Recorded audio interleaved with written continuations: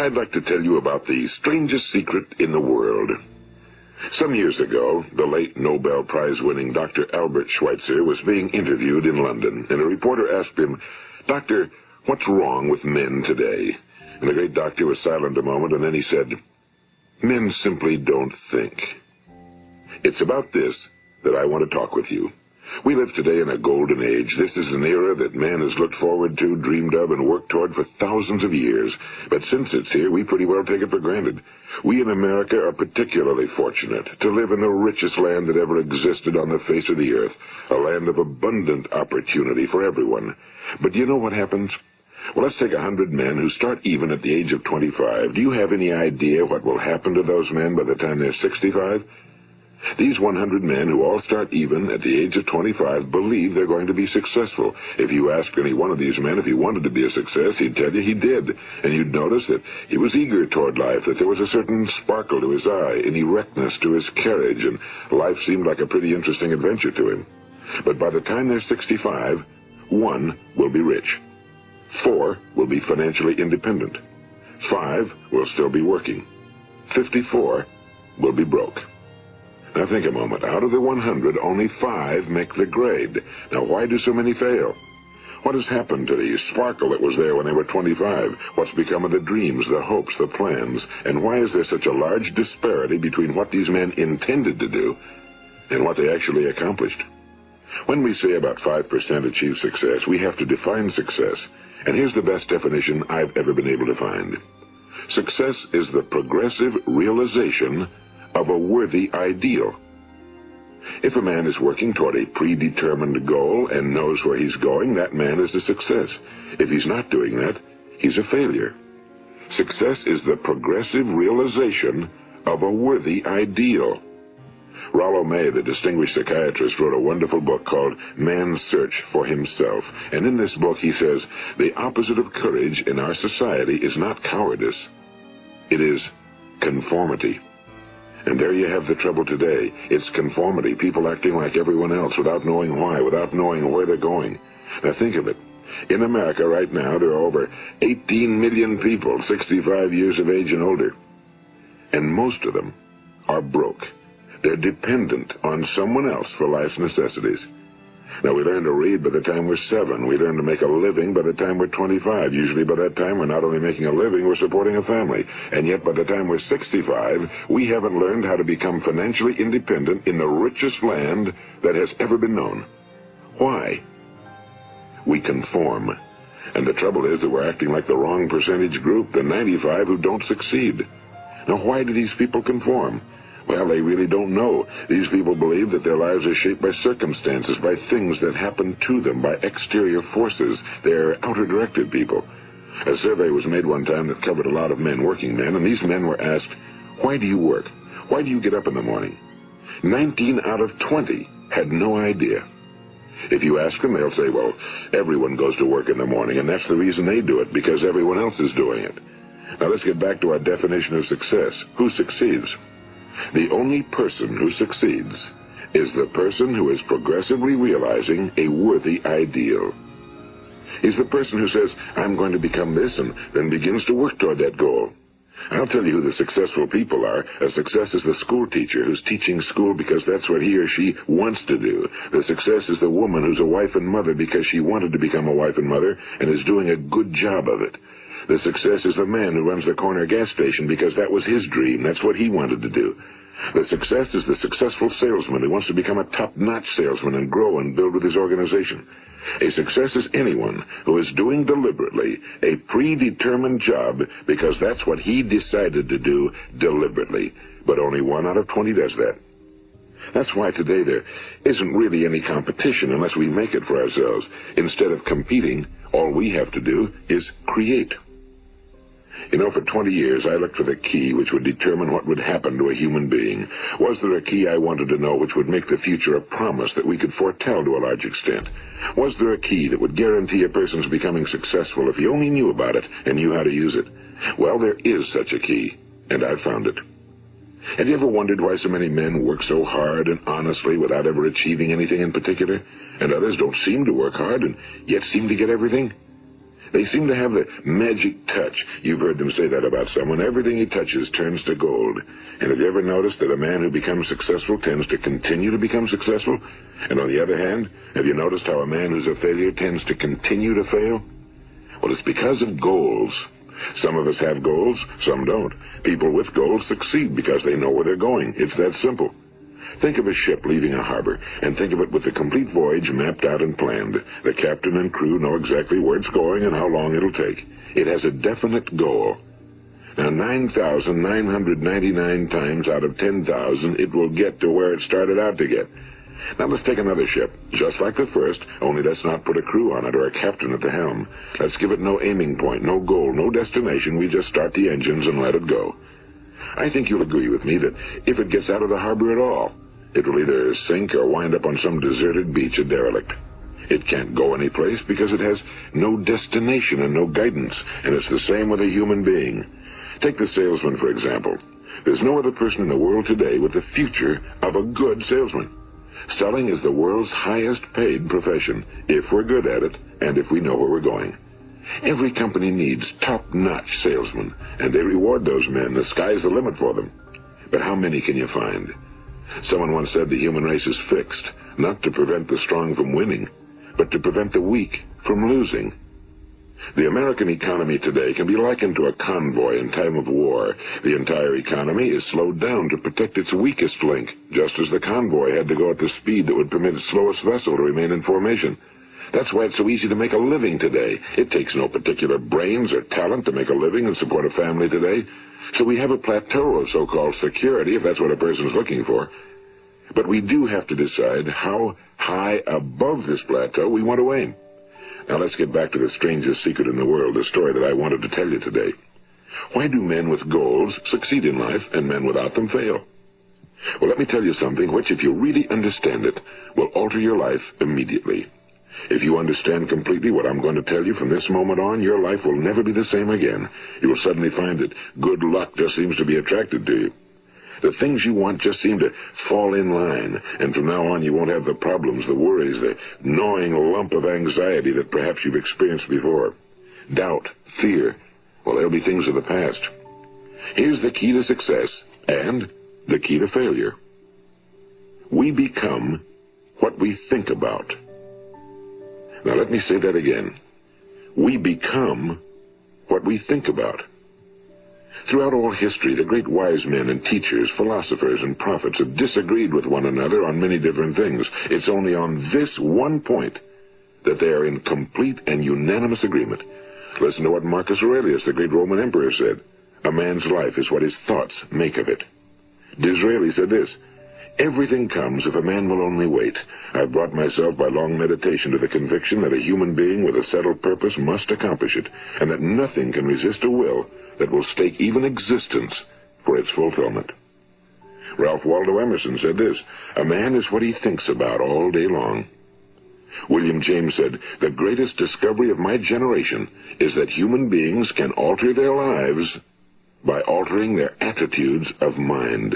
And he also said, we need only in cold blood act as if the thing in question were real, and it will become infallibly real by growing into such a connection with our life that it will become real. It will become so knit with habit and emotion that our interest in it will be those which characterize belief. And he also said, if you only care enough for a result, you will almost certainly attain it. If you wish to be rich, you will be rich. If you wish to be learned, you will be learned. If you wish to be good, you will be good. Only you must then really wish these things and wish them exclusively, and not wish at the same time 100 other incompatible things just as strongly. In the Bible, you read in Mark 9:23, if thou canst believe, all things are possible to him that believeth. My old friend Dr. Norman Vincent Peale put it this way, this is one of the greatest laws in the universe. Fervently do I wish I had discovered it as a very young man. It dawned upon me much later in life, and I found it to be one of the greatest, if not my greatest discovery outside of my relationship to God. The great law, briefly and simply stated, is that if you think in negative terms, you will get negative results. If you think in positive terms, you will achieve positive results. That is the simple fact, he went on to say, which is at the basis of an astonishing law of prosperity and success. In 3 words, believe and succeed. William Shakespeare put it this way: our doubts are traitors and make us lose the good we oft might win by fearing to attempt. George Bernard Shaw said, people are always blaming their circumstances for what they are. I don't believe in circumstances.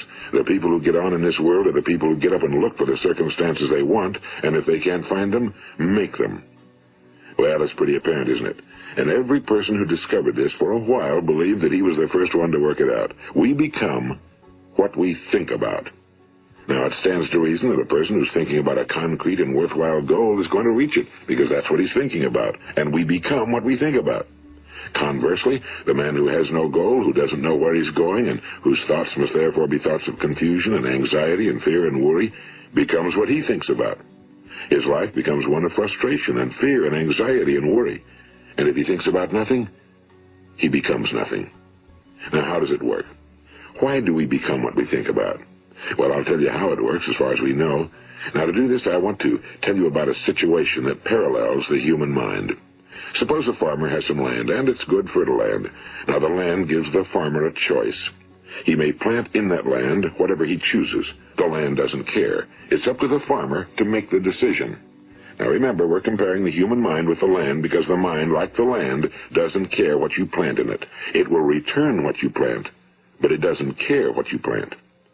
Now, let's say that the farmer has 2 seeds in his hand. One is a seed of corn. The other is nightshade, a deadly poison. He digs 2 little holes in the earth, and he plants both seeds, one corn, the other nightshade. He covers up the holes, waters, and takes care of the land, and what will happen? Invariably, the land will return what's planted. As it's written in the Bible, as ye sow, so shall ye reap. Now remember, the land doesn't care. It'll return poison in just as wonderful abundance as it will corn. So up come the 2 plants, one corn, one poison. Now, the human mind is far more fertile, far more incredible and mysterious than the land, but it works the same way. It doesn't care what we plant. Success, failure. A concrete, worthwhile goal, or confusion. Misunderstanding, fear, anxiety, and so on. But what we plant, it must return to us. You see, the human mind is the last great unexplored continent on Earth. It contains riches beyond our wildest dreams. It will return anything we want to plant. Now, you might say, well, if that's true, why don't people use their minds more? Well, I think they figured out an answer to that one, too. Our mind comes as standard equipment at birth. It's free, and things that are given to us for nothing we place little value on. Things that we pay money for, we value. The paradox is that exactly the reverse is true. Everything that's really worthwhile in life came to us free. Our minds, our souls, our bodies, our hopes, our dreams, our ambitions, our intelligence, our love of family and children and friends and country, all these priceless possessions are free. But the things that cost us money are actually very cheap and can be replaced at any time. A good man can be completely wiped out and make another fortune. He can do that several times. Even if our home burns down, we can rebuild it. But the things we got for nothing, we can never replace. The human mind isn't used because we take it for granted. Familiarity breeds contempt. It can do any kind of job we assign to it, but generally speaking, we use it for little jobs instead of big, important ones. Universities have proved that most of us are operating on about 10% or less of our abilities. So decide now, what is it you want? Plant your goal in your mind. It's the most important decision you'll ever make in your entire life. What is it you want? Do you want to be an outstanding salesman? A better worker at your particular job? Do you want to go places in your company, in your community? Do you want to get rich? All you've got to do is plant that seed in your mind, care for it, work steadily toward your goal, and it will become a reality. It not only will, there's no way that it cannot. You see, that's a law, like the laws of Sir Isaac Newton, the laws of gravity. If you get on top of a building and jump off, you'll always go down. You'll never go up. And it's the same with all the other laws of nature. They always work. They're inflexible. Think about your goal in a relaxed, positive way. Picture yourself in your mind's eye as having already achieved this goal. See yourself doing the things you will be doing when you've reached your goal. Ours has been called the phenobarbital age, the age of ulcers and nervous breakdowns and tranquilizers. At a time when medical research has raised us to a new plateau of good health and longevity, far too many of us worry ourselves into an early grave trying to cope with things in our own little personal ways without learning a few great laws that will take care of everything for us. These things we bring on ourselves through our habitual way of thinking. Every one of us is the sum total of his own thoughts. He is where he is because that's exactly where he really wants to be, whether he'll admit that or not. Each of us must live off the fruit of his thoughts in the future, because what you think today and tomorrow, next month and next year, will mold your life and determine your future. You're guided by your mind. I remember one time I was driving through eastern Arizona, and I saw one of those giant earth-moving machines roaring along the road at about 35 miles an hour with what looked like 30 tons of dirt in it. A tremendous, incredible machine, and there was a little man perched way up on top with the wheel in his hands guiding it. And as I drove along, I was struck by the similarity of that machine to the human mind. Just suppose you're sitting at the controls of such a vast source of energy. Are you going to sit back and fold your arms and let it run itself into a ditch? Or are you going to keep both hands firmly on the wheel and control and direct this power to a specific, worthwhile purpose? It's up to you. You're in the driver's seat. You see, the very law that gives us success is a two-edged sword. We must control our thinking. The same rule that can lead a man to a life of success, wealth, happiness, and all the things he ever dreamed of for himself and his family. That very same law can lead him into the gutter. It's all in how he uses it, for good or for bad. This is the strangest secret in the world.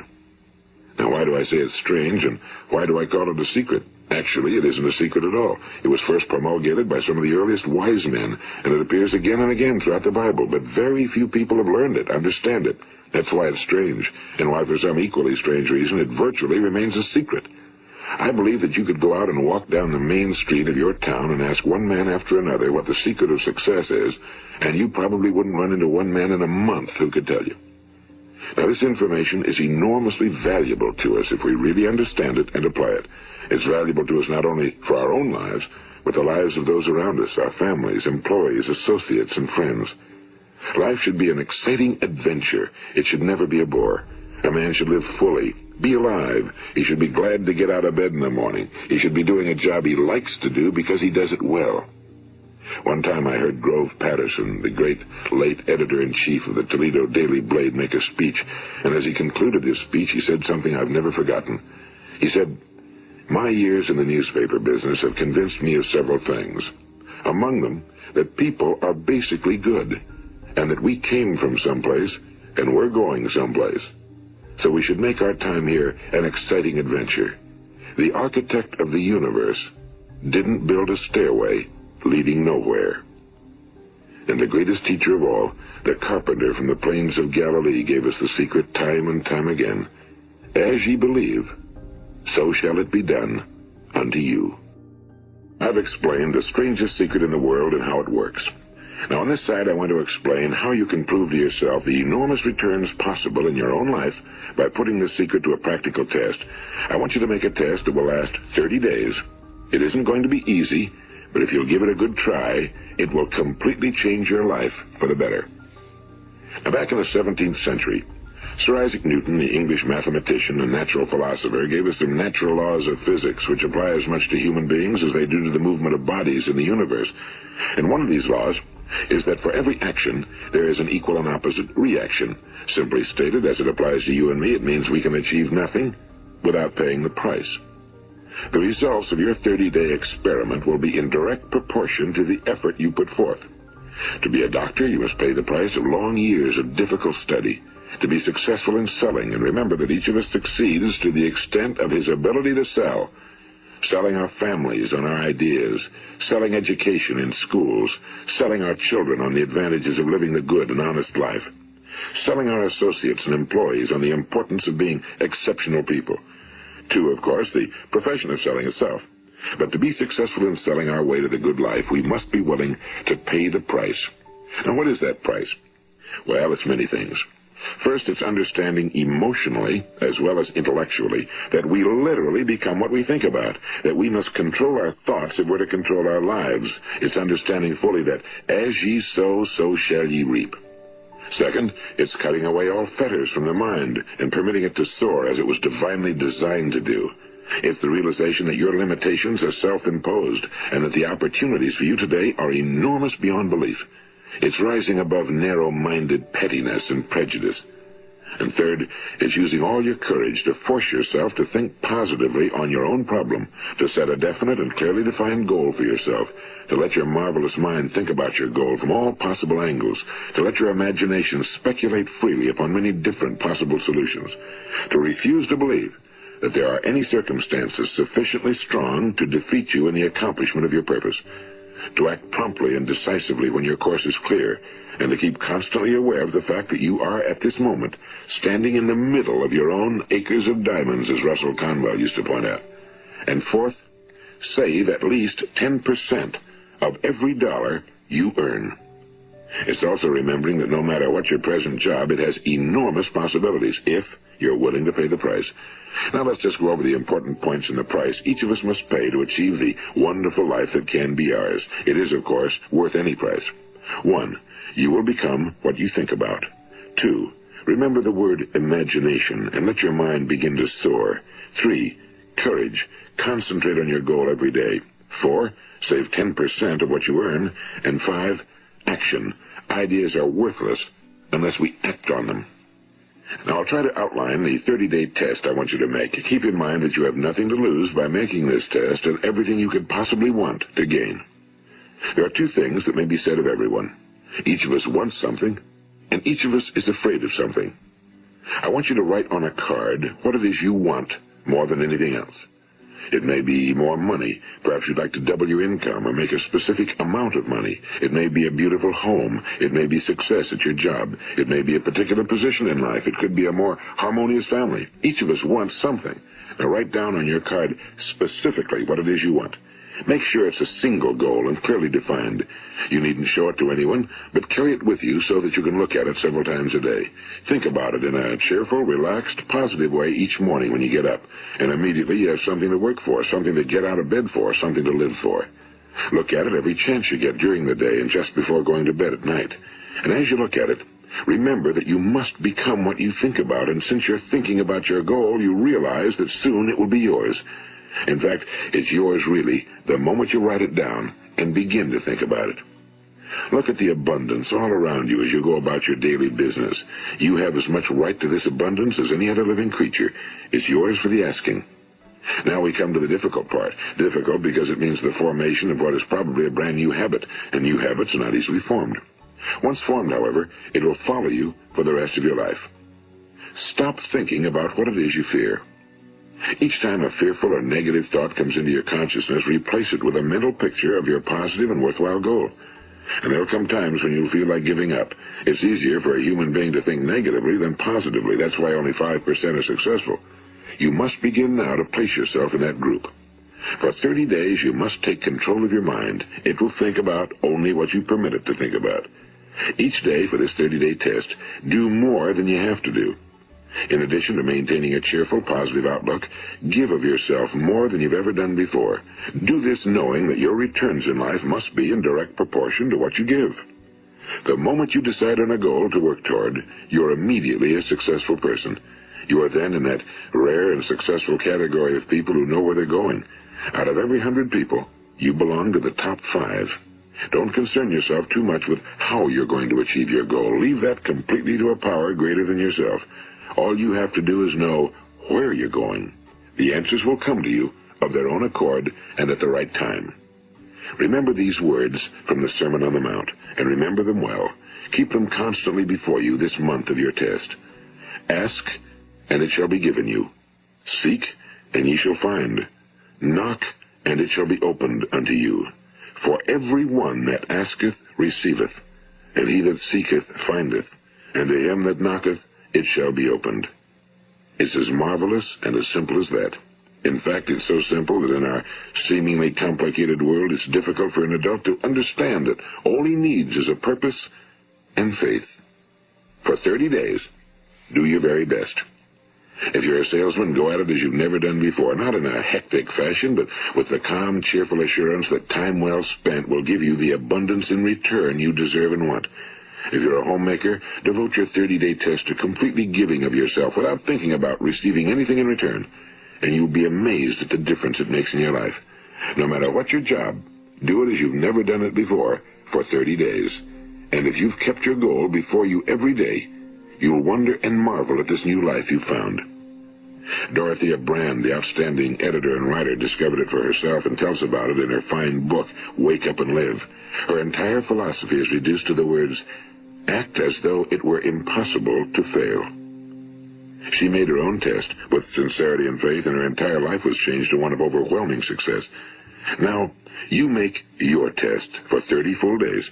Don't start your test until you've made up your mind to stick with it. You see, by being persistent, you're demonstrating faith. Persistence is simply another word for faith. If you didn't have faith, you'd never persist. If you should fail during your first 30 days, by that I mean suddenly find yourself overwhelmed by negative thoughts, you've got to start over again from that point and go 30 more days.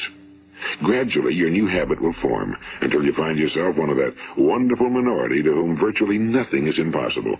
And don't forget the card. It's vitally important as you begin this new way of living. On one side of the card, write your goal, whatever it may be. On the other side, write the words we've quoted from the Sermon on the Mount. Ask, and it shall be given you. Seek, and ye shall find. Knock, and it shall be opened unto you. Nothing great was ever accomplished without inspiration. See that during these crucial first 30 days, your own inspiration is kept at a peak. And above all, don't worry. Worry brings fear, and fear is crippling. The only thing that can cause you to worry during your test is trying to do it all yourself. Know that all you have to do is hold your goal before you. Everything else will take care of itself. Remember also to keep calm and cheerful. Don't let petty things annoy you and get you off course. Now, since making this test is difficult, some will say, why should I bother? Well, look at the alternative. No one wants to be a failure. No one really wants to be a mediocre individual. No one wants a life constantly filled with worry and fear and frustration. Therefore, remember that you must reap that which you sow. If you sow negative thoughts, your life will be filled with negative things. If you sow positive thoughts, your life will be cheerful, successful, and positive. Now, gradually, you will have a tendency to forget what you've heard on this recording. Play it often. Keep reminding yourself of what you must do to form this new habit. Gather your whole family around at regular intervals and listen to what's been said here. You know, most men will tell you that they want to make money without understanding the law. The only people who make money work in a mint. The rest of us must earn money. This is what causes those who keep looking for something for nothing or a free ride to fail in life. The only way to earn money is by providing people with services or products which are needed and useful. We exchange our time and our product or service for the other man's money. Therefore, the law is that our financial return will be in direct proportion to our service. Now, success is not the result of making money. Making money is the result of success, and success is in direct proportion to our service. Most people have this law backwards. They believe that you're successful if you earn a lot of money. The truth is that you can only earn money after you're successful. It's like the story of the man who sat in front of the stove and said to it, give me heat, and then I'll add the wood. How many men and women do you know, or do you suppose there are today, who take the same attitude toward life? There are millions. We've got to put the fuel in before we can expect heat. Likewise, we've got to be of service first before we can expect money. Don't concern yourself with the money. Be of service. Build, work, dream, create. Do this and you'll find there's no limit to the prosperity and abundance that will come to you. Prosperity, you know, is founded upon a law of mutual exchange.